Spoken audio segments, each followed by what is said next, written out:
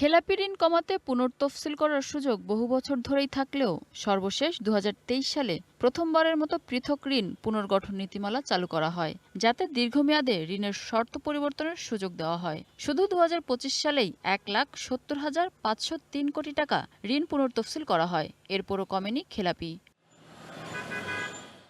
সবশেষ ২৯ জুন নতুন সার্কুলার জারি করে নির্দিষ্ট শর্তে মূল অর্থ পরিশোধের মাধ্যমে সুদ মওকুফের সুযোগ দিয়েছে বাংলাদেশ ব্যাংক। মঙ্গলবার মুদ্রানীতি ঘোষণা শেষে খেলাপিদের জন্য নতুন আইন কার্যকর করার কথা জানায় বাংলাদেশ ব্যাংকের গভর্নর। বলেন, অর্থঋণ আদালত আইন সংস্কার এবং ডিস্ট্রেস অ্যাসেট ম্যানেজমেন্ট আইন কার্যকর হলে কমবে খেলাপি। এটি প্রচলিত আইনের দীর্ঘসূত্রিতা কমিয়ে ব্যাংকগুলোকে খেলাপি ঋণের বোঝা থেকে মুক্ত করে ঋণ বিতরণে সাহায্য করে। নির্মাণে নাম্বার 1 শাহ সিমেন্ট।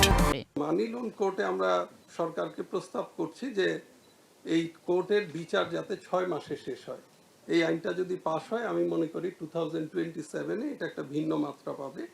একই সাথে ডিস্ট্রেস অ্যাসেট ম্যানেজমেন্ট অ্যাক্ট যদি হয়ে যায় ইনশাল্লাহ, তাহলে যেটা দেখা যাবে অ্যাসেট ম্যানেজমেন্ট কোম্পানি হবে। অনিয়ম এড়াতে সব ব্যাংকে বিশেষ অডিট চলবে। এলসি পেমেন্টে জালিয়াতি ও ঋণ গোপনের মতো অনিয়ম ধরা পড়লে সর্বোচ্চ শাস্তি দেওয়া হবে বলেও জানান গভর্নর। বিশেষজ্ঞরা বলছেন, শুধু ঋণ পুনর্তফসিল বা নতুন আইন করলেই হবে না। খেলাপিদের বিরুদ্ধে দ্রুত ব্যবস্থা, পরিচালনা পর্ষদের সুশাসন, রাজনৈতিক প্রভাবমুক্ত ঋণ অনুমোদন এবং কার্যকর এক্সিট পলিসি বাস্তবায়ন করতে হবে। কোন একটা থার্ড পার্টি এন্টিটি তারা এই লোনগুলোকে টেক ওভার করে ফেলে। লোনের সাথে কি থাকে? কোলাটেরাল। দেখা গেছে ওই যে একটা বাড়ি দেওয়া আছে, 5 তলা বাড়ি, ঠিক আছে, ফ্যাক্টরি আছে, সেটা আমি আমার স্টেক নিচ্ছি, ব্যাংক সেটার স্টেক থাকবে না, আমি এটাকে রিভাইভ করার ব্যবস্থা করব।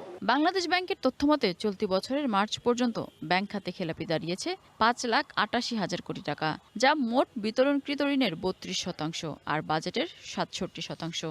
শুধু খেলাপি ঋণই নয়, পুনর্তফসিলের পরও অনাদায়ী ঋণ এবং অবলোপন করা ঋণ মিলিয়ে সমস্যাগ্রস্ত ঋণ বেড়ে দাঁড়িয়েছে প্রায় 11 লাখ কোটি টাকা।